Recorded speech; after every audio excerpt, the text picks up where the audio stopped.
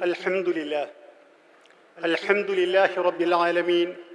Wassalatu wassalamu ala Rasulihil Ameen. Wa ala alihi wa sahbihi ajma'een.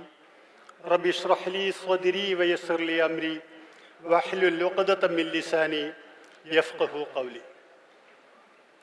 ബഹുമാന്യരായ സഹോദരന്മാരെ, സുഹൃത്തുക്കളെ, in the very outset itself, I bow my head in gratitude before Allah Almighty for giving us this opportunity to be here, because nothing would have been possible without His boundless mercy, and everything happens because of His will.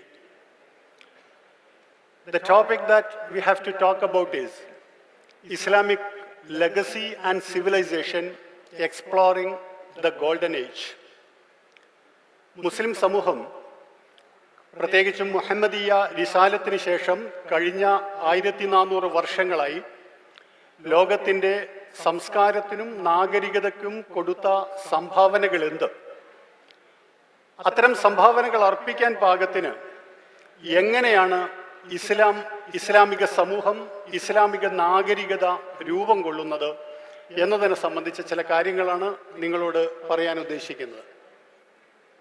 Milan കുന്ദേരയുടെ വളരെ പ്രസിദ്ധമായ ഒരു ഉദ്ധരണിയാണ്, the struggle of a man against power is the struggle of memory against forgetting. മറവികൾക്കെതിരുള്ള സമരമാണ് ജീവിതം ആഗ്രഹിക്കുന്ന, എഴുന്നേറ്റ് നിന്ന് എന്തെങ്കിലും ചെയ്യണമെന്ന് ആഗ്രഹിക്കുന്ന ഒരു സമൂഹത്തിനോ വ്യക്തിക്കോ ചെയ്യാനുള്ള ഏറ്റവും വലിയൊരു കാര്യം. നമ്മുടെ പ്രസന്റേഷൻ്റെ ലക്ഷ്യങ്ങളായിട്ട് കാണുന്നത് ഇതൊക്കെയാണ്: to understand the role that Islam has played in shaping the world, to realise the contribution of Islamic civilisation to science, to sensitise about the vibrant history often been systematically marginalised, to inspire to become the catalyst of civilizational rebuilding.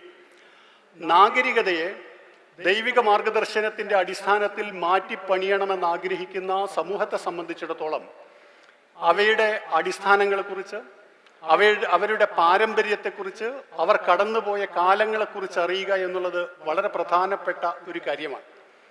Colonialism വന്നതിന് ശേഷം ഉണ്ടായിത്തീർന്ന സവിശേഷമായ ഒരു വിദ്യാഭ്യാസ വ്യവസ്ഥയിലൂടെ കടന്നുപോയിക്കൊണ്ടിരിക്കുന്ന ആളുകൾ എന്നുള്ള രീതിയിൽ പലപ്പോഴും ചരിത്രത്തിലെ ഈ യാഥാർത്ഥ്യങ്ങളെക്കുറിച്ച് നമുക്ക് വേണ്ട അളവിൽ ധാരണയില്ലാതെ പോകുന്നു എന്നൊരു പ്രശ്നമുണ്ട്.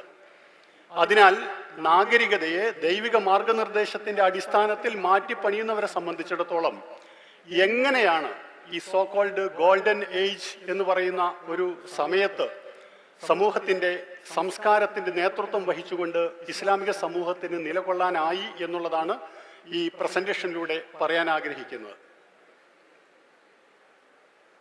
ഇതാണ് ഇതിൻ്റെ അടിസ്ഥാനം.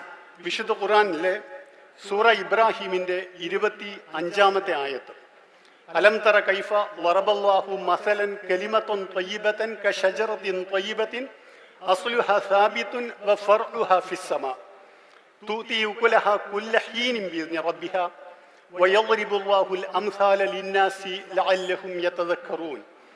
യഥാർത്ഥത്തിൽ വിശ്വാസം എന്ന് പറയുന്നത് ഒരു ഡോഗ്മാറ്റിക്കായ ഒരു സംഗതിയല്ല. എനിക്ക് വിശ്വാസമുണ്ട് എന്ന് പറയുന്നതിനനുസരിച്ച് അയാളുടെ വ്യക്തി ജീവിതത്തിൽ, അത്തരം വ്യക്തികളെ ഉൾക്കൊള്ളുന്ന സമൂഹത്തിൻ്റെ ജീവിതത്തിൽ ഒരു ചേഞ്ച് എങ്ങനെയാണ് ഉണ്ടാകേണ്ടത് എന്ന് അതിമനോഹരമായി വിശുദ്ധ ഖുർആനിലെ ഈ ആയത്ത് വരച്ചിടുന്നു. അത് ലാ ഇലാഹ ഇല്ലല്ലാഹ് എന്ന് പറയുന്ന അള്ളാഹു അല്ലാത്ത മുഴുവൻ സംവിധാനങ്ങളുടെയും മുഴുവൻ സാധനങ്ങളുടെയും പ്രപഞ്ചത്തിലുള്ള ആധിപത്യത്തെ ഒഴിവാക്കി കഴിയുമ്പോൾ എന്താണ് യഥാർത്ഥത്തിൽ ഒരു വ്യക്തിയിലും സമൂഹത്തിലും ഉണ്ടാകുന്ന മാറ്റം എന്നുള്ളത് ഒരു ഉപമ കണക്കെ പറയുന്നു. ആകാശത്തിൽ പടർന്ന് പന്തലിച്ച് നിൽക്കുന്ന ഒരു വടവൃക്ഷം കണക്കെ, ഭൂമിയിൽ ആഴത്തിൽ വേരുകൾ ആഴ്ത്തിയ ഒരു വടവൃക്ഷം. അതാണ് പരിശുദ്ധ വാക്യത്തിന്റെ ഉപമ. അതിൽ അണ്ടർലൈൻ ചെയ്യേണ്ടുന്ന വാക്യം തൂതി ഉകുലഹ കുല്ല ഹീനിൻ ബിഇذن റബ്ബിഹ. സീസൺ അന്യേ, കാലാവസ്ഥയന്യേ, മുഴുവൻ സമയത്തും അത് അതിൻ്റെ സത്ഫലങ്ങൾ സമൂഹത്തിന് നൽകിക്കൊണ്ടിരിക്കും.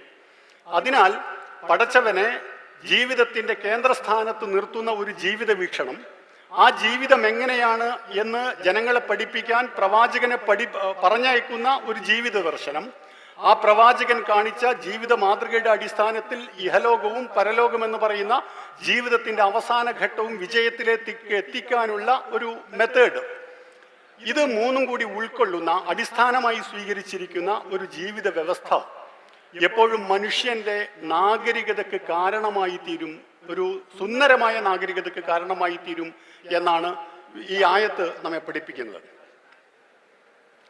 ഇസ്ലാമിക വിശ്വാസത്തിൽ അത് കേവലം ഒരു വിശ്വാസമല്ല, മറിച്ച് മനുഷ്യന്റെ ജീവിതത്തെ മുഴുവൻ നേരത്തെ പറഞ്ഞതുപോലെ പടച്ചവനെ കേന്ദ്രസ്ഥാനത്താക്കിയ ഒരു ജീവിത വീക്ഷണത്തിന്റെ അടിസ്ഥാനത്തിൽ മാറ്റിപ്പണിയുന്നതിനെ കുറിച്ച് വിശുദ്ധ ഖുർആൻ ധാരാളമായി സംസാരിക്കുന്നുണ്ട്. അവിടെ അത് ചോദിക്കുന്ന ഒരു ചോദ്യം സൂറ ആല ഇമ്രാനിൽ നമുക്ക് കാണാൻ കഴിയുന്നതാണ്. അഫഗൈറ ദീനില്ലാഹി യബ്ഗൂൻ വലഹു അസ്ലമ മൻ ഫിസ് സമാവാതി വൽ അർളി തൗഅൻ വകർഹൻ വഇലൈഹി യുർജഊൻ. ഈ പ്രപഞ്ചം മുഴുവൻ എന്റെ സൃഷ്ടികളായിരിക്കെ പടച്ചവൻ ചോദിക്കുകയാണ്, ഈ പ്രപഞ്ചത്തിലുള്ളത് മുഴുവൻ വോളണ്ടറിയായോ ഇൻവോളണ്ടറിയായോ എനിക്ക് കീഴടങ്ങി കഴിഞ്ഞിരിക്കെ നിങ്ങൾ മാത്രം എന്തേ മറ്റ് ജീവിത മാർഗങ്ങളെക്കുറിച്ച്, ജീവിത വഴികളെക്കുറിച്ച് അന്വേഷിക്കുന്നു? അതിനാൽ ജീവിതത്തിൽ നമ്മൾ മുന്നോട്ട് പോകുന്നു ഈ മാർഗത്തിനനുസരിച്ച് എന്ന് പറയുമ്പോൾ മുഴുവൻ പ്രപഞ്ചവും ഏത് താളത്തിനനുസരിച്ച്, ഏത് ഋതത്തിന് അനുസരിച്ചാണോ ക്രമീകരിക്കപ്പെട്ടിരിക്കുന്നത് അതിനനുസൃതമായ രീതിയിൽ മനുഷ്യന്റെ ജീവിതം കൂടി ക്രമീകരിക്കുക എന്നുള്ള വളരെ നോർമലായ, നാച്ചുറലായ ഒരു ജീവിത മാർഗമാണ് ഇസ്ലാം നമ്മുടെ മുന്നിൽ വരച്ചു വെക്കുന്നത്. അതിനാൽ അതിന് ചില പ്രത്യേകതകൾ സ്വാഭാവികമായിട്ടുമുണ്ട്. ഒരു നാഗരികത അടിസ്ഥാനപ്പെടുത്തുന്ന ചില അടിസ്ഥാനങ്ങൾ എന്തൊക്കെയാണ് എന്ന് ചോദിച്ചു കഴിഞ്ഞാൽ we can have n number of factors, but because of the time constraint I am concentrating on certain aspects. The first one is equality. ഈ പ്രപഞ്ചം മുഴുവൻ അള്ളാഹുവിൻ്റെതാണ്. അതിനാൽ ഈ പ്രപഞ്ചത്തിലെ മുഴുവൻ സൃഷ്ടികളും അവൻ്റെതാണ്. അതിനാൽ ഈ പ്രപഞ്ചത്തിലെ എല്ലാ മനുഷ്യരും ഒരേ സ്ത്രീയുടെയും പുരുഷന്റെയും സന്തതികളാണ്. അതിനാൽ ഒരു സാഹോദര്യ ബന്ധം അവർ തമ്മിൽ നിലനിൽക്കുന്നുണ്ട് എന്നുള്ള ഒരു ആശയം വിശുദ്ധ ഖുർആൻ അരക്കിട്ടുറപ്പിക്കാൻ ശ്രമിക്കുന്നുണ്ട്.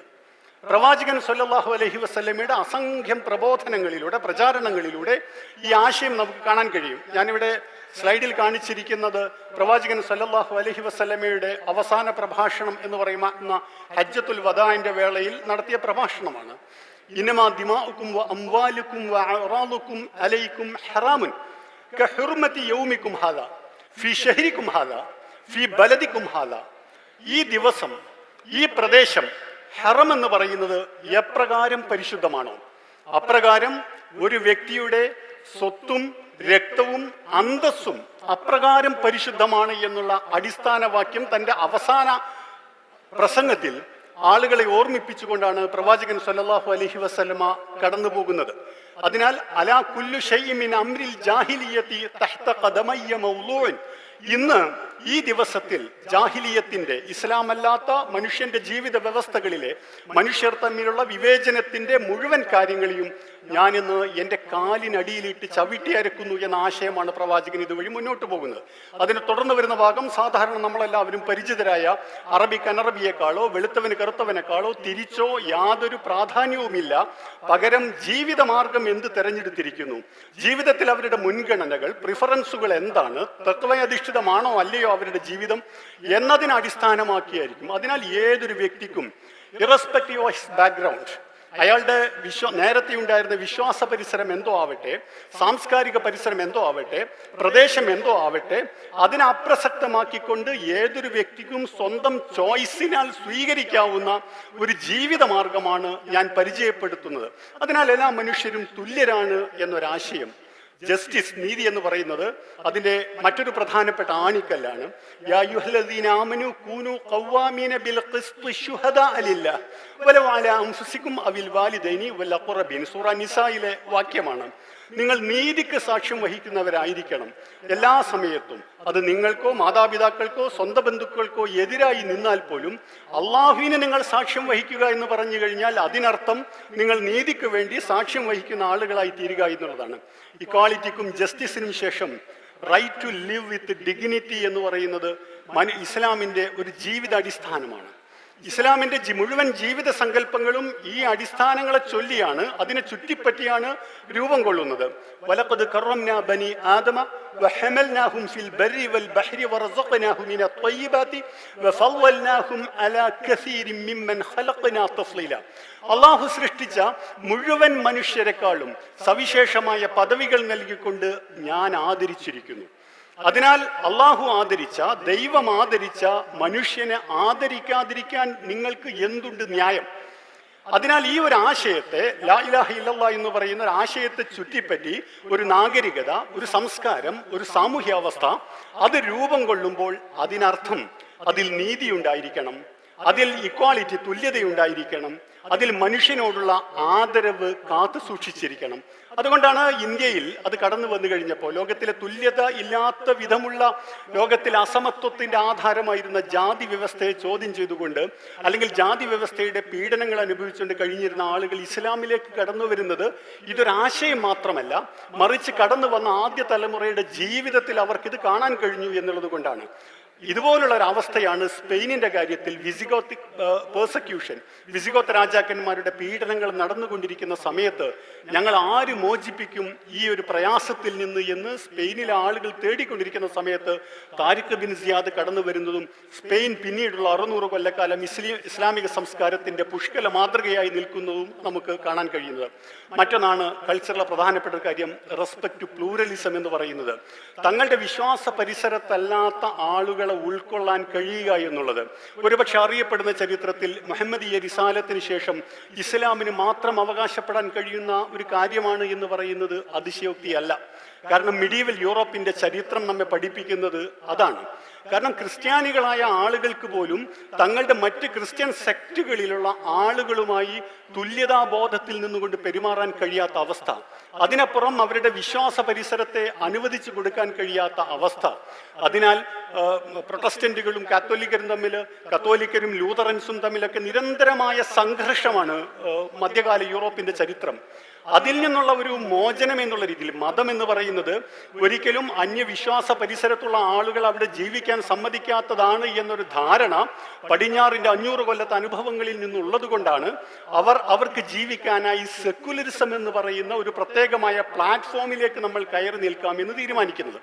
അതേസമയം ഇസ്ലാമിക ചരിത്രം പരിശോധിച്ചു കഴിഞ്ഞാൽ പ്രവാചകൻ സല്ലല്ലാഹു അലൈഹി വസല്ലമയുടെ മദീനയാവട്ടെ, അതിനുശേഷം വന്ന ഉമവികളുടെ കാലഘട്ടമാവട്ടെ, ബാഗ്ദാദ് കേന്ദ്രമായിരിക്കുന്ന അബ്ബാസികൾ, അന്തലൂസ്, മുസ്ലിം സ്പെയിനിൽ ലാ കോൺവിവൻഷ്യ എന്ന ഒരു പ്രത്യേകമായ രീതി തന്നെ അവരുണ്ടാക്കുന്നുണ്ട്. ഒട്ടോമൻ ഖലീഫമാരുടെ കാലത്ത് മില്ലത്ത് സിസ്റ്റം എന്ന് പറയുന്ന ഒരു രീതി, അത് ഏറ്റവും അവസാനമായി മുഗൾ ഭരണം ഇന്ത്യയിൽ വന്നു കഴിഞ്ഞ സമയത്ത് എങ്ങനെയാണ് വിശ്വാസപരമായി അന്യ പരിസരത്ത് നിൽക്കുന്ന ആളുകളുമായി ഡീൽ ചെയ്യുന്നത് എന്നുള്ളതിന് ഉമർ റളിയല്ലാഹു അൻഹുവിന്റെ കാലത്തെ മാതൃക ഉൾക്കൊണ്ടുകൊണ്ടുള്ള ഒരു നയം സ്വീകരിക്കുകയാണ് യഥാർത്ഥത്തിൽ മുഗൾ ഭരണകൂടം ഇവിടെ ചെയ്തത്. പറഞ്ഞു വരുന്നത്, വിശ്വാസ പരിസരങ്ങളിലുള്ള ആളുകളെ ആദരവോടുകൂടി, മാനുഷിക പരിഗണനകളോടുകൂടി ജീവിക്കാൻ അനുവദിക്കുക എന്നുള്ളത്, അല്ലെങ്കിൽ അവർക്കുള്ള മനുഷ്യാവകാശങ്ങൾ, വിശ്വാസപരമായ സ്വാതന്ത്ര്യങ്ങൾ അനുവദിച്ചു കൊടുക്കുക എന്നുള്ളത് ഇസ്ലാമിക സംസ്കാരത്തിന്റെ, വിശ്വാസ പരിസരത്തിന്റെ തന്നെ ഒരു അടിസ്ഥാനമാണ് എന്നുള്ളതാണ്.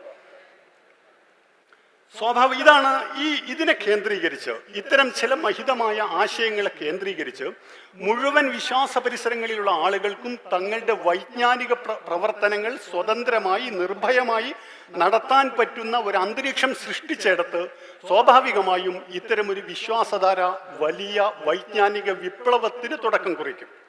അതാണ് യഥാർത്ഥത്തിൽ ഇസ്ലാമിക സംസ്കാരത്തിൽ സംഭവിക്കുന്നത്. ഇസ്ലാമിന്റെ ഒരു പ്രത്യേകത എന്ന് പറയുന്നത് അതൊരു ഏർബൻ കൾച്ചറാണ് അതിനുള്ളത്, ഒരു നാഗരികതയെ അത് ഉൾക്കൊള്ളുന്നുണ്ട്. ഇസ്ലാമിലെ ഏറ്റവും അടിസ്ഥാനപരമായ ആരാധനാക്രമമായ നമസ്കാരം പോലും നോക്കിക്കഴിഞ്ഞു കഴിഞ്ഞാൽ അത് വ്യക്തിപരമായ അസ്വലാത്തു ഇമാദുദ്ദീൻ എന്നൊക്കെ പരിചയപ്പെടുത്തുന്ന, ദീനിന്റെ തൂൺ എന്ന് പരിചയപ്പെടുത്തുന്ന ആ ആരാധനാ കർമ്മം പോലും ഒരു സാമൂഹ്യ ദൗത്യമാണ്.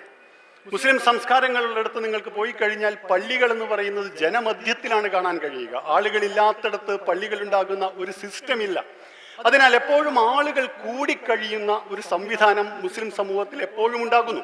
നമ്മുടെ നാട്ടിൽ പോലും എത്ര ജനബന്ധമില്ലാത്ത മുസ്ലിം സൊസൈറ്റിയുടെ ഭാഗമായ ഒരാൾ മരിച്ചു കഴിഞ്ഞാൽ 500 പേര് 600 പേരെങ്കിലും പള്ളിയിൽ നമസ്കരിക്കാനുണ്ടാകുന്ന ഒരവസ്ഥയുണ്ടാകുന്നത് ഇതിൻ്റെ ഒരു തുടർച്ചയിലാണ്.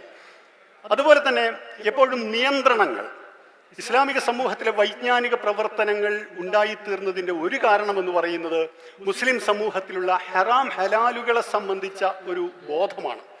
ഒറ്റ ഉദാഹരണം പറഞ്ഞു കഴിഞ്ഞാൽ, മദ്യം മുസ്ലിങ്ങളെ സംബന്ധിച്ചിടത്തോളം ഹറാമാണ്, വിശുദ്ധ ഖുർആന്റെ നേരിട്ടുള്ള നിയമമാണ്. അതിനാൽ മദ്യം പറ്റില്ല. ഇസ്ലാമികേതര പരിസരങ്ങളിൽ ആഘോഷത്തിലെ ഒഴിച്ചുകൂടാനാവാത്ത ഒരു കമ്പോണന്റാണ് മദ്യം എന്ന് പറയുന്നത്. അതിനാൽ മുസ്ലിങ്ങളായ ആളുകൾ എന്ത് ചെയ്തു? നിങ്ങൾ ലോകത്തിൽ ഏത് ഭാഗത്ത് പോയി കഴിഞ്ഞാലും, ഏത് യൂട്യൂബർമാരെ, വ്ളോഗർമാരെ, ഫുഡ് ബേസ് ചെയ്ത് വർക്ക് ചെയ്യുന്ന ഏത് ആളുകൾ നമ്മൾ കണ്ടു കഴിഞ്ഞാൽ നമുക്ക് മനസ്സിലാവും, ഏറ്റവും മികച്ച ഭക്ഷണം ഉണ്ടാക്കുന്നത് മുസ്ലിം സാംസ്കാരിക പരിസരത്ത് നിന്നുള്ള ആളുകളാണ്. എന്തുകൊണ്ട്? അവർക്ക് മദ്യമില്ലാത്തതിനാൽ ഹലാലായ ഭക്ഷണങ്ങൾ വെച്ച് how we can have different combinations എന്ന ഒരു കാര്യം അവർ ആലോചിച്ചപ്പോൾ വെറൈറ്റി ഓഫ് ഫുഡ്സ് ഉണ്ടാക്കാൻ അവരെ സംബന്ധിച്ചിടത്തോളം കഴിഞ്ഞു. ചിത്രങ്ങൾ വരക്കുക എന്നുള്ളത് ഒരു ടാബു ആണ് മുസ്ലിം സമൂഹത്തെ സംബന്ധിച്ചിടത്തോളം. അത് തെറ്റാണ് എന്ന് വിശ്വസിക്കുന്ന വലിയൊരു വിശ്വാസധാര മുസ്ലിം സമൂഹത്തിലുണ്ട്. അതേസമയം മനുഷ്യന്റെ സുകുമാര കലകളോടുള്ള മനുഷ്യന്റെ താല്പര്യം, ഡിസൈൻ ചെയ്യാനുള്ള മനുഷ്യന്റെ താല്പര്യം എന്ന് പറയുന്നത് അവനിൽ ഇനേറ്റായിട്ടുള്ളതാണ്. സോ അതെങ്ങനെ ഫുൾഫിൽ ചെയ്യും എന്നിടത്ത് നിന്നുകൊണ്ടാണ് കാലിഗ്രാഫി എന്ന് പറയുന്ന ഒരു ഏരിയ ഡെവലപ്പ് ചെയ്തു വരുന്നത്. വിശുദ്ധ ഖുർആനിലെ ആയത്തുകളെ തന്നെ അതിമനോഹരമായി രൂപകൽപ്പന ചെയ്തുകൊണ്ട് ചിത്രീകരിക്കുന്ന മുസ്ലിം ആർക്കിടെക്ചർ എന്ന് പറയുന്ന ഒരു രീതി. കാരണം മനുഷ്യന്റെ ചിന്തിക്കാനും ഭംഗി കൂട്ടാനും ഡിസൈൻ ചെയ്യാനുമുള്ള മനുഷ്യന്റെ ഒരു നാച്ചുറൽ ആയിട്ടുള്ള ഒരു ഏർജിനെ എങ്ങനെ അഡ്രസ് ചെയ്യും എന്നുള്ളിടത്ത് അവിടെ അതുകൊണ്ടാണ് ഞാൻ പറയുന്നത്, റെസ്ട്രിക്ഷൻസിനെ ഒക്കെ ഓപ്പർച്യൂണിറ്റിയാക്കി മാറ്റുന്ന ഒരു മനോഹാരിത ഇസ്ലാമിക സംസ്കാരത്തിൽ കാണാൻ കഴിയുമെന്നുള്ളത്. ഖുർആൻ സ്വാഭാവികമായും ഇൻസ്പിറേഷനാണ്. കാരണം വൈജ്ഞാനിക പ്രവർത്തനങ്ങളെ സംബന്ധിച്ചിടത്തോളം ഇഖ്റ ബിസ്മി റബ്ബിക്കല്ലദീ ഖലഖ്, അറിവുള്ളവനും അറിവില്ലാത്തവനും തുല്യമാകുമോ എന്നിങ്ങനെ പല രീതിയിലുള്ള വൈജ്ഞാനിക പ്രവർത്തനങ്ങളെ അടിസ്ഥാനമാക്കി ഈ ഇഖ്റ ബിസ്മി റബ്ബിക്കല്ലദീ ഖലഖ് എന്ന് ഇപ്പോൾ ഇത്തരം ഒരു സദസ്സിന് മുന്നിൽ അല്ലെങ്കിൽ ഈ കാലത്ത് പറയുമ്പോൾ അത്ര വലിയ അത്ഭുതം തോന്നില്ല. പക്ഷെ ജനസംഖ്യയുടെ 5% താഴെ മാത്രം എഴുതാനും വായിക്കാനും അറിയുന്ന ഒരു സമൂഹത്തിൽ ദൈവിക ദർശനമായി വരുന്ന ആദ്യത്തെ വാക്യം തന്നെ ഇഖ്റ ബിസ്മി റബ്ബിക്കല്ലദീ ഖലഖ് എന്നായി മാറുമ്പോൾ, വായിക്കൂ എന്ന് പറയുമ്പോൾ അതിന് അതിൻ്റെതായ ഒരു പൊളിറ്റിക്സ് ഉണ്ട് എന്നുള്ള കാര്യം നാം മനസ്സിലാക്കണം. മദ്രസകളോട് അറ്റാച്ച് ചെയ്തുകൊണ്ട്, മസ്ജിദുകളോട് അറ്റാച്ച് ചെയ്തുകൊണ്ട് മദ്രസ എന്ന് പറയുമ്പോൾ ഇപ്പം നമ്മൾ കാണുന്ന മദ്രസകളില്ല, വലിയ വലിയ യൂണിവേഴ്സിറ്റികൾ മുസ്ലിം സംസ്കാരത്തിന്റെ ഭാഗമായിരുന്നു എല്ലാ സ്ഥലത്തും.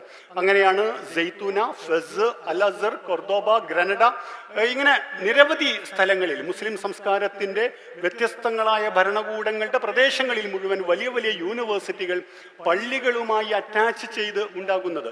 നിങ്ങൾ ഡൽഹിയിൽ പോയി കഴിഞ്ഞാൽ കാണുന്ന കുത്തബ് മിനാർ, ഖുവ്വത്തുൽ ഇസ്ലാം മോസ്കിന്റെ ഒരു മിനാരമാണ് എന്ന് നമുക്കറിയാം. പക്ഷെ അവിടെ ഉണ്ടായിരുന്നത് ഖുവ്വത്തുൽ ഇസ്ലാം മോസ്ക് മാത്രമല്ല, മസ്ജിദ് മാത്രമല്ല, അവിടെ ഉണ്ടായിരുന്നത് വലിയ ഒരു മദ്രസ അവിടെ ഉണ്ടായിരുന്നു. ഡൽഹി IIT നിലകൊള്ളുന്ന ഹൗസ് ഖാസ് എന്നാണ് ആ സ്ഥലത്തിന്റെ അഡ്രസ്സ് നിങ്ങൾക്കറിയാൻ പറ്റും. അവിടെയും ഇതുപോലെ വലിയ മുസ്ലിം വിദ്യാഭ്യാസ സ്ഥാപനങ്ങൾ നേരത്തെ ഉണ്ടായിരുന്ന സ്ഥലങ്ങളായിരുന്നു. ഇതിനെ തുടർന്ന് Al Farabi, Al Battani, Ibn Sina, Ibn Battuta, ഞാൻ പേര് പറയേണ്ട ആവശ്യമില്ല, നിങ്ങൾ നേരത്തെ നടന്ന സെഷനുകൾ ഒരു പക്ഷെ കേട്ടിട്ടുണ്ടാവും. പക്ഷേ ഇതുപോലെ ധാരാളക്കണക്കിന് ശാസ്ത്രജ്ഞന്മാരെ സംഭാവന ചെയ്തു. പക്ഷെ എന്ത് സംഭവിക്കുന്നു എന്ന് ചോദിച്ചു കഴിഞ്ഞാൽ, നമ്മളുടെ പഠനം ആരംഭിക്കുന്നത്, നമ്മൾ പഠിപ്പിക്കപ്പെടുന്നത് 14-ാം നൂറ്റാണ്ടിന് ശേഷം അല്ലെങ്കിൽ 15-ാം നൂറ്റാണ്ടിന് ശേഷമാണ് ലോകം ആരംഭിച്ചത് എന്ന് തോന്നുന്ന രീതിയിലാണ് യഥാർത്ഥത്തിൽ യൂറോസെൻട്രിക്കായ, ഞാൻ വിചാരിക്കുന്നു ഇൻഷാ അല്ലാഹ് വാഹിദ് സാഹിബിന്റെ പ്രസന്റേഷനിൽ അത് വരുന്നുണ്ടാവും.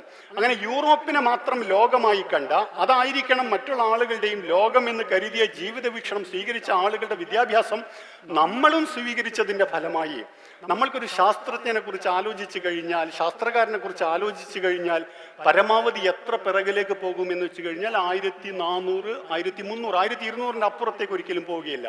അതേസമയം AD 700 മുതൽ AD 1400 വരെയുള്ള ഒരു 700-800 കൊല്ലക്കാലം ലോകത്ത് ഒരുപാട് ഡെവലപ്മെന്റ് നടക്കുന്നുണ്ടല്ലോ.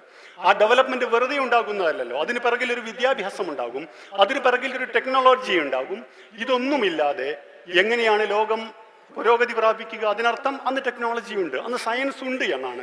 പക്ഷെ എന്തുകൊണ്ട് നമ്മൾ പഠിപ്പിക്കപ്പെടുന്നില്ല എന്നുള്ളിടത്താണ് ഇത്തരം ഒരു സെഷന്റെ ഉഫക്കിലുള്ള പ്രാധാന്യം എന്ന് ഞാൻ മനസ്സിലാക്കുന്നു. അന്നത്തെ ഒരു ഇന്റലക്ച്വൽ ക്ലൈമറ്റ് എന്ന് പറയുന്നത് ഒബ്സർവേഷൻ, എക്സ്പെരിമെന്റേഷൻ ആൻഡ് ലോജിക് എന്ന് പറയുന്ന കാര്യമാണ്. എന്തും ചോദിക്കാം, ചോദ്യങ്ങൾ ചോദിക്കൂ. സാധാരണ നമ്മളൊക്കെ പറയാറുണ്ട് ക്ലാസ് റൂമുകൾ എന്തുകൊണ്ട് മരിച്ചു പോകുന്നു എന്നുള്ള ചോദ്യത്തിന് വിദ്യാഭ്യാസ വിചക്ഷണം നൽകുന്ന ഉത്തരം ചോദ്യങ്ങൾ ചോദിക്കാൻ അനുവദിക്കുന്നില്ല എന്നുള്ളതാണ്. ട്രെയിനിങ് ക്യാമ്പുകളിൽ അധ്യാപകർ നിരന്തരമായി അതിന് പരിശീലിപ്പിക്കപ്പെടും. പക്ഷെ നമ്മുടെ ക്ലാസ് റൂമുകളിൽ ചോദ്യങ്ങൾ ഉണ്ടാകുന്നില്ല. അല്ലെങ്കിൽ ചോദ്യങ്ങൾ ചോദിക്കാൻ പറ്റുന്ന ഒരു പൊളിറ്റിക്കൽ എൻവയോൺമെന്റ് ഒരു പക്ഷെ പുറത്ത് നിലനിൽക്കുന്നില്ല. അതിനാൽ ചോദ്യങ്ങളെ ഭയപ്പെടുന്നു. പക്ഷേ ഇസ്ലാമിക സമൂഹത്തിന്റെ ഏറ്റവും വലിയൊരു പ്രത്യേകത നിങ്ങളുടെ ഇൻക്വിസിറ്റീവ് മൈൻഡിനെ അത് അനന്തമായി വിടുന്നു, അതിരുകളില്ലാതെ വിടുന്നു എന്നുള്ളിടത്ത് നിന്നാണ്. അതുകൊണ്ടാണ് ഞാൻ ആ സ്ലൈഡിൽ ഓരോരോ പോയിന്റുകളായി പറയാൻ സമയപരിമിതി അനുവദിക്കുന്നില്ല. അതുകൊണ്ട് ഞാൻ ചുരുക്കി പറയുകയാണ്. റിലീജിയൻ വേഴ്സസ് സയൻസ് എന്ന് പറയുന്നൊരു കോൺട്രവേഴ്സി നേരത്തെ നമ്മുടെയൊക്കെ സാധാരണ സ്കൂൾ പ്രായത്തിൽ നിരന്തരമായി പ്രസംഗത്തിന്റെയോ ഉപന്യാസത്തിന്റെയോ വിഷയമായി വരുന്നതാണ് മതവും ശാസ്ത്രവും. ആ പറച്ചിലിൽ തന്നെയുണ്ട് മതവും ശാസ്ത്രവും എന്ന് പറയുന്നത് വിരുദ്ധ ദ്വന്ദ്ങ്ങളാണ്, ഓപ്പോസിറ്റ് ഡ്വാലിറ്റീസ് ആണ് എന്നൊരു തോന്നൽ നമ്മൾക്കുണ്ടാകാം. പക്ഷെ ഇസ്ലാമിനെ സംബന്ധിച്ചിടത്തോളം അങ്ങനെ ഇസ്ലാമിക ചരിത്രത്തിൽ ഒരിടത്തും വെസ്റ്റ് ചെയ്തതുപോലെ ബ്രൂണോ എന്ന് പറയുന്ന ഒരാളെ ജീവനോടെ കത്തിക്കുന്നു. ഗലീലിയോക്ക് അനുഭവിക്കേണ്ടി വന്ന പീഡനങ്ങൾ. കാരണം ബൈബിളിന് പുരോഹിതന്മാരായ ആളുകൾ നൽകിയ വ്യാഖ്യാനങ്ങൾക്കപ്പുറത്ത് ഒരു വ്യാഖ്യാനം നൽകിക്കൂടാ എന്നതിൻ്റെ പേരിൽ വലിയ കൊടിയ പീഡനങ്ങളാണ് പാശ്ചാത്യ സമൂഹത്തിലെ ചിന്തയും ബുദ്ധിയും ഉണ്ടായിരുന്ന ആളുകൾ അഭിമുഖീകരിച്ചത്. മുസ്ലിം സമൂഹത്തിൽ നിങ്ങൾക്ക് ഒരിക്കലും അങ്ങനെ കാണാൻ കഴിയുകയില്ല. അതിനാലാണ് നിരന്തരമായ വേർഷൻസ്, ഡിഫറൻ്റ് ആയിട്ടുള്ള വേർഷൻസ് പല കാലത്തും മുസ്ലിം സമൂഹത്തിന്റെ വിശ്വാസപരമായ കാര്യങ്ങളിൽ പോലും നിലവിൽ വന്നത്. യുക്തിക്ക് പ്രാധാന്യം നൽകുന്ന ഒരു കൂട്ടർ അല്ല, യുക്തിയല്ല, യുക്തിയേക്കാൾ കൂടുതൽ ടെക്സ്റ്റിന് പ്രാധാന്യം നൽകണം എന്ന് പറയുന്ന മറ്റൊരു കൂട്ടർ. നമ്മൾ ഈ കാണുന്ന വിശ്വാസപരമായ ഡൈവേഴ്സിറ്റിയിൽ പോലും അതുണ്ട്. പ്രപഞ്ചത്തിലെ യാഥാർത്ഥ്യങ്ങൾ അന്വേഷിക്കുന്നിടത്ത്, ആ യാഥാർത്ഥ്യങ്ങളെക്കുറിച്ച് അറിയുന്നിടത്ത് ഇത്തരം സ്വാതന്ത്ര്യം ഉണ്ടാവുക എന്നുള്ളത് വളരെ വലുതായിരുന്നു. അത്തരമൊരു സ്വാതന്ത്ര്യം മുസ്ലിം സമൂഹങ്ങളുടെ കാലത്ത്, സംസ്കാരത്തിന്റെ നല്ല കാലത്ത് അനുവദിക്കപ്പെട്ടു എന്നുള്ളതാണ് അതിൻ്റെ ഒരു പ്രത്യേകത. മറ്റൊന്ന്, ഏത് സോഴ്സിൽ നിന്നും നോളജ് ഉണ്ടാക്കാനുള്ള ഒരു സ്വാതന്ത്ര്യമുണ്ടായിരുന്നു. ലോകത്ത് ചൈനീസ് സിവിലൈസേഷൻ, ബാബിലോണിയൻ സിവിലൈസേഷൻ എന്നൊക്കെ പറയുന്നത് മുഹമ്മദീയ റിസാലത്തിന്റെ ആയിരക്കണക്കിന് കൊല്ലങ്ങൾക്ക് മുമ്പുണ്ടാകുന്നതാണ്. പക്ഷെ അതുണ്ടാകാതിരിക്കുക, അതിൽ നിന്നുള്ള കാര്യങ്ങളെ സ്വീകരിച്ചുകൊണ്ട് എങ്ങനെ മുന്നോട്ട് പോകണം, അതിന് എങ്ങനെ ഇസ്ലാമിന്റെ ഒരു വേൾഡ് വ്യൂവിൽ മാറ്റിപ്പണിയണം എന്ന അന്വേഷണങ്ങൾ നിന്നുകൊണ്ട് ഈ മുസ്ലിം സമൂഹം പുരോഗമിക്കുകയാണ്. അതുകൊണ്ടാണ് അറബിക് ന്യൂമറൽസ് എന്ന് നമ്മൾ പറയാറുണ്ട്. സാധാരണ 1, 2, 3 എന്ന് പറഞ്ഞ് നമ്മളിങ്ങനെ സാധാരണ എഴുതുന്നതിനെ കുറിച്ച്. അറബികളല്ല ന്യൂമറൽസ് കണ്ടുപിടിച്ചത്, ഇന്ത്യയിലാണ് അതുണ്ടായത്. പക്ഷേ ഇന്ത്യക്കാരായ ആളുകൾ സമുദ്രം ക്രോസ് ചെയ്യുന്നത് വിശ്വാസപരമായി തെറ്റാണ് എന്ന് മനസ്സിലാക്കിയിരുന്ന ബ്രാഹ്മണിക്കൽ ആളുകളായിരുന്നതിനാൽ അവരെ സംബന്ധിച്ചിടത്തോളം വിജ്ഞാനം ലോകത്തിന് കൊടുക്കാൻ കഴിയുന്നില്ല. പക്ഷെ അറബികളായ ആളുകൾ ഇവിടെ വരികയും അത് ലോകത്തിന്റെ എല്ലാ ഭാഗത്തും എത്തിക്കുകയും ചെയ്തതിനെ തുടർന്നാണ് ആ ന്യൂമറൽസിന് അറബിക് ന്യൂമറൽസ് എന്ന് അറിയപ്പെടുന്നത്. ഇനി കുറച്ചാളുകൾ, നമ്മുടെ സമയം അവസാനിച്ചു കൊണ്ടിരിക്കുകയാണ്. നമുക്ക് സാധാരണ അറിയുന്ന ചില ആളുകളെ ഞാൻ പരിചയപ്പെടുത്തും, ബാക്കി നിങ്ങൾക്ക് സ്വന്തമായി നിങ്ങൾക്ക് പരിചയപ്പെടാവുന്നതാണ്. അൽ ഖാരിസ്മി. അൽഗോരിതം എന്നൊരു വാക്കുണ്ട്. അൽഗോരിതം എന്ന് പറയുന്ന വാക്ക്, അൽഗോരിതം ഇല്ലാതെ ഇന്നത്തെ ലോകമില്ല. പ്രത്യേകിച്ചും ഒരുപക്ഷെ കഴിഞ്ഞ തലമുറയേക്കാൾ കൂടുതൽ അൽഗോരിതത്തിനനുസരിച്ച് എല്ലാവരുടെയും ജീവിതങ്ങൾ ഡിസൈൻ ചെയ്യപ്പെട്ട ഒരു കാലത്താണ് നമ്മൾ ജീവിക്കുന്നത്. എന്താണ് അൽഗോരിതം? അൽ ഖാരിസ്മിയുടെ ലാറ്റിൻ പേരാണ് അൽഗോരിത്മി. അതിൽ നിന്നാണ് അൽഗോരിതം എന്ന് പറയുന്ന വാക്കുണ്ടായത്. എന്തുകൊണ്ടാ അദ്ദേഹത്തിന് പേര് കൊടുത്തു എന്ന് ചോദിച്ചു കഴിഞ്ഞാൽ അത്രയ്ക്ക് കോൺട്രിബ്യൂഷനാണ് മാത്തമാറ്റിക്സിന്റെ കാര്യത്തിൽ, ആൾജിബ്രയുടെ കാര്യത്തിലൊക്കെ അദ്ദേഹം നൽകിയിരിക്കുന്നത് എന്ന് നമുക്ക് മനസ്സിലാക്കാം. അറബിക് ന്യൂമറൽസ് ഡെവലപ്പ് ചെയ്തതിനെ കുറിച്ച് ഞാൻ പറഞ്ഞു. ഡെസിമൽ പൊസിഷനിങ് സിസ്റ്റം ഉണ്ടാകുന്നത് മുസ്ലിങ്ങളുടെ കോൺട്രിബ്യൂഷനാണ്. ആസ്ട്രോണമി വലിയ ഡെവലപ്മെന്റ് ആണ് ഉണ്ടായത്. കാരണം 2 കാരണങ്ങൾ അതിനുണ്ട്. ഒന്ന്, നമസ്കാരത്തിന്റെ സമയം അറിയുക എന്നുള്ളത് സൂര്യന്റെ നിഴലിനനുസരിച്ച് ആണ് ഉണ്ടാക്കിയിരുന്നത് എന്നതിനാൽ സ്വാഭാവികമായും പ്രയർ ടൈമിംഗ്, എവിടെ പോയി കഴിഞ്ഞാലും ഖിബിലയുടെ ഡയറക്ഷൻ അറിയുക എന്നുള്ളത് വളരെ മുഖ്യമായ സംഗതിയായിരുന്നു. അതിനുമപ്പുറത്ത് ലോകത്ത് മുഴുവൻ സഞ്ചരിക്കാനുള്ള പ്രേരണ നൽകിക്കൊണ്ടിരിക്കുന്ന ഒരു ജീവിത വീക്ഷണമാണ് ഇസ്ലാമിൻ്റെത്. അതിനാൽ യാത്ര എന്ന് പറയുന്നത് വളരെ പ്രാധാന്യമർഹിക്കുന്നതായിരുന്നതിനാൽ നക്ഷത്രങ്ങളുടെ പൊസിഷൻ എന്ന് പറയുന്നത് അന്നത്തെ യാത്രയിൽ, കാറ്റിന്റെ ഡയറക്ഷൻ എന്ന് പറയുന്നത് അന്നത്തെ യാത്രയിൽ വളരെ പ്രസക്തമായിരുന്നതിനാൽ ആസ്ട്രോണമി വലിയ മേഖലയായി ഡെവലപ്പ് ചെയ്ത് നമുക്ക് കാണാൻ കഴിയും. അൽബത്താനി, അൽ സർക്കാലി, അൽ തൂസി എന്നൊക്കെ പറയുന്ന ആളുകൾ, അവരുടെയൊക്കെ കോൺട്രിബ്യൂഷൻസ്, ആ പേരുകൾ നിങ്ങൾ ജസ്റ്റ് നോട്ട് ചെയ്താൽ മതി. അവരുടെ കോൺട്രിബ്യൂഷൻസ് നമുക്ക് അന്വേഷിച്ച് കണ്ടെത്താവുന്നതാണ്. ബാഗ്ദാദിലും മറാഗയിലും സമർക്കന്ദിലുമൊക്കെ അന്ന് മുതലേ ഒബ്സർവേറ്ററികൾ ഉണ്ട്. ജന്തർ മന്തർ എന്ന് പറയുന്ന നമുക്ക് ഡൽഹിയിൽ കാണാൻ കഴിയുന്ന, അതുപോലെ തന്നെ രാജസ്ഥാനിലെ ജയ്പൂരിലൊക്കെ നമുക്ക് കാണാൻ കഴിയുന്ന ഈ ഒബ്സർവേറ്ററികളുടെ തുടക്കം എന്ന് പറയുന്നത് മുസ്ലിം സംസ്കാരത്തിൻ്റെ, മുസ്ലിം നാഗരികതയുടെ സുവർണകാലത്തുണ്ടായിരുന്നതിൻ്റെ മാതൃകകളായിരുന്നു എന്ന് അറിയണം. മെഡിസിൻ, ഇബ്നു സീന, അൽ റാസി, ഇത് ഹോസ്പിറ്റൽ, വ്യവസ്ഥാപിതമായ രീതിയിൽ ഹോസ്പിറ്റലുകൾ എന്ന് പറയുന്നത് അന്നത്തെ ഒരു രീതിയാണ്. ബീമാരിസ്ഥാൻ എന്നാണ് സാധാരണ പേർഷ്യൻ ഭാഷയിലൊക്കെ ഇതിനെക്കുറിച്ച് പറയുക. അന്നത്തെ ഒരു പോളിസിയാണ്. എല്ലാ ആളുകൾക്കും അവരുടെ പ്രദേശങ്ങൾ നോക്കാതെ, സാമ്പത്തികാവസ്ഥ നോക്കാതെ അവർക്ക് ചികിത്സ കിട്ടുന്ന ഒരു സമ്പ്രദായം. അസുഖം എഴുതിയിരിക്കുന്നത് വായിച്ചാൽ നിങ്ങൾക്ക് കാണാൻ പറ്റും. അന്നത്തെ 1200-കളിലെ മംലൂക്ക് രാജാക്കന്മാർ കെയ്റോയിൽ ഉണ്ടാക്കിയ ഒരു പോളിസിയാണ്, പബ്ലിക് റെസ്പോൺസിബിലിറ്റിയാണ് ജനങ്ങളുടെ ചികിത്സ എന്ന് പറയുന്നത്. Physics, Ibn Haytham, the man who taught how we see എന്നാണ് സാധാരണ അദ്ദേഹത്തെക്കുറിച്ച് പറയാറുള്ളത്. ഇബ്നു ഹൈതമിന്റെ കണ്ടുപിടുത്തങ്ങളുടെ 1000ാം വാർഷികം ഏതാനും വർഷങ്ങൾക്ക് മുമ്പ് ആഘോഷിച്ചത് നമുക്ക് അറിയുന്നുണ്ടാവും. ജാബിർ ബിൻ ഹയ്യാൻ കെമിസ്ട്രിയിൽ, അൽ ഇദ്രീസ് വേൾഡ് മാപ്പ്, ഏറ്റവും ഡീറ്റെയിൽഡ് ആയിട്ട് അറിയപ്പെടുന്ന ചരിത്രത്തിൽ വേൾഡ് മാപ്പ് ഉണ്ടാക്കിയത് സിസിയിലെ ക്രിസ്ത്യൻ രാജാക്കന്മാർക്ക് വേണ്ടി അൽ ഇദ്രീസി എന്ന് പറയുന്ന ഒരു ശാസ്ത്രജ്ഞനാണ്. അതുകൊണ്ടാണ് ഇദ്രീസിയുടെ മാപ്പ് റോജർ രാജാവിന് വേണ്ടി, അതുകൊണ്ടാണ് ടബല റൊജറിയാന എന്നാണ് ആ മാപ്പ് അറിയപ്പെടുന്നത്. വ്യത്യസ്ത ക്ലൈമറ്റുകൾ, റീജൻസ്, ജനങ്ങൾ, ട്രേഡ് റൂട്ട്സ് എന്നൊക്കെ അത് വിശദീകരിക്കുന്നുണ്ട്. ഇബ്നു ബത്തൂത്ത, അൽ മുഖദ്ദസി. ഇതാണ് പിന്നീട് 1400-കളോടുകൂടി ഒരു ട്രാൻസ്ലേഷൻ മൂവ്മെന്റ് സ്പെയിനിലെ ടൊളിഡോ കേന്ദ്രമാക്കി വരികയും അറബിയിലുണ്ടായിരുന്ന സോഴ്സുകൾ ലാറ്റിൻ ഭാഷയിലേക്കും ഗ്രീക്ക് ഭാഷയിലേക്കും പരിഭാഷപ്പെടുത്തപ്പെടുകയും ചെയ്യുന്ന 250 വർഷം നീണ്ട പ്രവർത്തനങ്ങളുടെ ഒടുവിലാണ് രാഷ്ട്രീയമായ പതനം കൂടി മുസ്ലിങ്ങൾക്ക് സംഭവിക്കുന്നതോടുകൂടി പിന്നീട് ഈ ഒരു ട്രെൻഡ് അവസാനിച്ചു പോകുന്നത്. ട്രാൻസ്ലേറ്റേഴ്സ് ഓഫ് ടൊളിഡോ എന്ന് പറയുന്നത് അവരാണ്. അങ്ങനെയാണ് യൂറോപ്യൻ റെനസൻസ്. അവസാനമായി അല്ലാമ ഇക്ബാലിന്റെ ഒരു 4 വരി, തട്ടി നീക്കാൻ സാധ്യമല്ല മുസ്ലിമിനെ തീർച്ച, ഇബ്രാഹീമിന്റെയും മൂസയുടെയും സന്ദേശത്തിന്റെ നിഗൂഢതകളുടെ താക്കോലുണ്ടവന്റെ ബാങ്കൊലിയിൽ, അവന്റെ ലോകത്തിന് ഇല്ല ചക്രവാളം. ഉഫുഖ് എന്നാണ് ഈ പ്രോഗ്രാം. ഞാൻ മനസ്സിലാക്കുന്നു വളരെ ആപ്റ്റ്ലി നെയിംഡ് ആണ് യഥാർത്ഥത്തിൽ ഈ പ്രോഗ്രാം. നമ്മുടെ ചക്രവാളം എന്ന് പറയുന്നത് അതിരുകളില്ലാത്തതാണ്. അതാണ് അല്ലാമ ഇഖ്ബാൽ ഇവിടെ പറയുന്നത്. അതിന്റെ ഉറുദു വേർഷനിൽ നോക്കിക്കഴിഞ്ഞാൽ നിങ്ങൾക്ക് കാണാൻ പറ്റും, ഉസ്കി ജമീൻ ബെഹ്ദൂദ് ഉസ്ക ഉഫൂഖ് ബേസഗൂർ, അതിരുകളില്ലാത്ത ഭൂമി, ചക്രവാളത്തിന് പരിധികളില്ലാത്ത ജീവിത സങ്കല്പം. ഡാന്യൂബിലും നെയിലിലും ഓളം വെട്ടുന്നതാണ് അവന്റെ സമുദ്രത്തിന്റെ വിസ്തൃതി. അതിശയകരം അവരുടെ കാലം, ആകർഷകം ആ കഥകൾ, പഴങ്കാലങ്ങളോട് വിട ചൊല്ലിയവനാണവൻ.